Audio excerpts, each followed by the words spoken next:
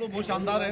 हम जयपुर में हैं और हमारे साथ हैं राजस्थान विधानसभा के मुख्य सचेतक जनाब मोहम्मद रफीक साहब। रफीक साहब, सबसे पहले तो बधाई आपको बहुत बहुत इस नई जिम्मेदारी के लिए। बतौर चीफ व्हिप क्या प्राथमिकता रहेगी आपकी, कैसी रणनीति है?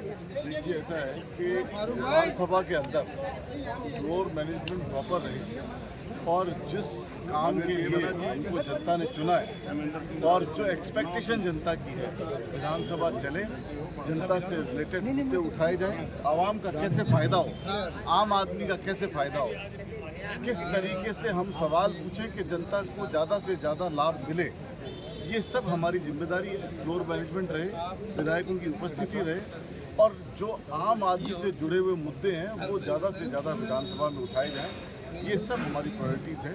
और मुझे खुशी है ये बताते हुए कि अब तक का जो सत्र चला है उसमें चूँकि जनता ने हमें विपक्ष के तौर पे चुना है, स्ट्रॉन्ग मजबूत विपक्ष दिया, बहुत थोड़े से वोटों का डिफरेंस रहा, लोकसभा में हमें काफ़ी सारी सीटें मिली, तो जनता का रुझान बहुत पॉजिटिव है। और बीजेपी के लिए एंटी इनकम्बेंसी अभी से ही शुरू हो चुकी है। 6 महीने में अभी किसी अधिकारी से बात हो रही थी तो अधिकारी ये कह रहे थे कि इतनी जल्दी किसी सरकार की इमेज खराब हो जाना ये पहली बार हो रहा है। और मैं ये कह सकता हूँ कि अभी मुख्यमंत्री जी ने जवाब दिया कल सदन के अंदर, पिछले 40 साल में और ख़ास तौर से 35 सालों के अंदर जो मुख्यमंत्री रहे राजस्थान के अंदर, उसमें सबसे खराब जवाब अगर किसी मुख्यमंत्री ने दिया तो कल दिया। 3 मुख्यमंत्री रहे, भैरव सिंह जी, वसुंधरा जी और अशोक गहलोत। 90 से लेकर के और 2024 तक, तो मैं ये कह सकता हूँ कि न तो कोई जनता से जुड़े हुए मुद्दों का जवाब दिया।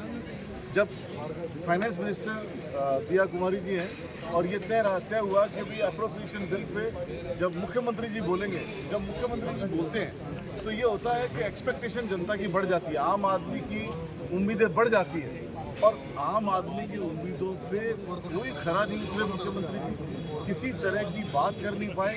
मुझे अफसोस के साथ कहना पड़ रहा है कि कल जो मुख्यमंत्री जी की परफॉर्मेंस थी वो अब तक की किसी सबसे खराब परफॉर्मेंस थी। फिर भी हम लोग ये चाहते हैं कि जनता से जुड़े हुए ज़्यादा से ज़्यादा मुद्दे चर्चा में आए। खाद्य सुरक्षा का एक मसला है, साफ़ सफाई का एक मसला है, जयपुर में सीवरेज सैनिटेशन का एक मसला है, एजुकेशन का एक मसला है। हमने महात्मा गांधी स्कूलें खोली तो वो सत्ता पक्ष के साथी ये तो ऐप निकाल रहे हैं कि स्कूल में टीचर नहीं है, स्कूल में ये नहीं है, स्कूल में वो नहीं है। हमने ज़बरदस्त कॉलेजेस खोली, स्कूलें खोली, हमने हॉस्पिटल्स खोले, डिस्पेंसरियाँ खोली, लेकिन जब हमारी डिस्पेंसरियाँ और ये उनका कंपैरिजन आप करोगे तो ये कुछ नहीं कर पाए।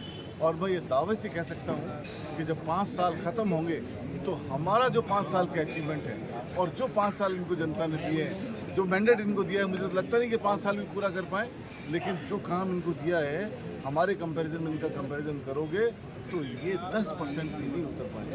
तो ये सब बातें हैं। साथी विधायक हैं हाकिम अली खां, वो कह रहे थे कि बजट में फतेहपुर का नाम नहीं आया, तो आदर्श नगर का आया नाम बजट में।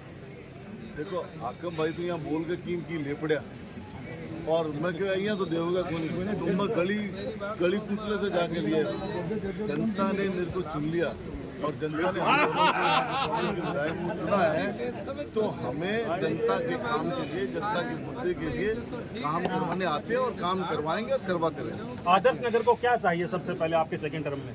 आदर्श नगर में 3-4 ज्वलंत मुद्दे हैं। कच्ची बस्ती का एक मुद्दा है, इकोलॉजिकल जोन का एक मुद्दा है और सीवरेज सैनिटेशन का एक मुद्दा है।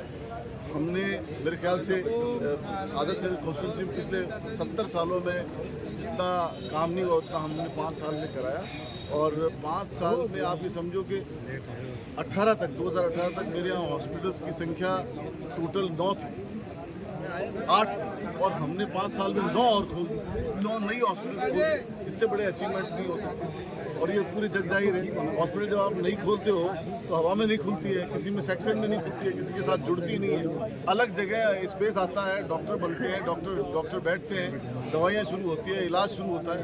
तो इन सब बातों के तहत हमने काम किया है और काम करते रहेंगे। जनता की एक्सपेक्टेशन पूरा उतरेंगे और पब्लिक के मुद्दों पर सरकार को काम करते रहेंगे। एक और सवाल है रफीक साहब, जहाँ से आप आते हैं आदर्श नगर से, वो कांग्रेस की ड्रीम विधानसभा रही है, लगातार वहाँ कांग्रेस हारती रही, हालांकि वोट बैंक बहुत बड़ा है। अभी आज मंच पर भी बात चली थी जयपुर शहर जहाँ कांग्रेस का जनाधार का, में आपने लगातार 2 बार उसको कन्वर्ट कर दिया वोट बैंक को, कैसे हुआ ये? सबसे पहले तो इसका धन्यवाद तो मैं पूरी कांग्रेस की टीम और हमारे जो सबसे मोतियों से भी महंगे जो वोटर्स हैं उनको देता हूँ, बधाई देता हूँ, धन्यवाद देता हूँ। और ये कह सकता हूँ कि ये जो काम है, ये जो जीत है, ये जीत मेरी जीत नहीं है, ये पार्टी के कार्यकर्ताओं पदाधिकारियों वोटर्स की जीत रही। और ख़ास तौर से जो मुख्यमंत्री अशोक गहलोत ने 5 साल में काम किए, जो कामयाबियाँ मिली, उन सब की जीत रही। तो मैं इस सब के लिए पूरे तौर पे हमारी पूरी सरकार को, पूरी कांग्रेस पार्टी को, कांग्रेस पार्टी के वर्कर को और उन सभी वोटर्स को धन्यवाद देता हूँ जिन्होंने हम सबको दोबारा अपॉर्चुनिटी दी और इस लायक समझा कि हम दोबारा उनकी सेवा कर सकें। आप कांग्रेस की टॉप लीडरशिप में हैं, 5 विधानसभा सीटों पर उपचुनाव है, उनमें 3 कांग्रेस के पास है, 2 इंडिया गठबंधन के पास है। क्या उम्मीद करते हैं, क्या लगता है आपको? बहुत जल्दी इंडिया गठबंधन 5-0 से हराएगी उनको। और आजकल वो सदन में एक नेता है श्रीचंद जी चंद्रानी, बहुत ज़्यादा उछलते हैं और उनको चार्ज दिया है बांसवाड़ा डूंगरपुर का। मैं जो थारी उम्र जितना 1000 लगा लिया, अब इतना मोटा सा हार का आओगा तो रिकॉर्ड मतों से हराएंगे।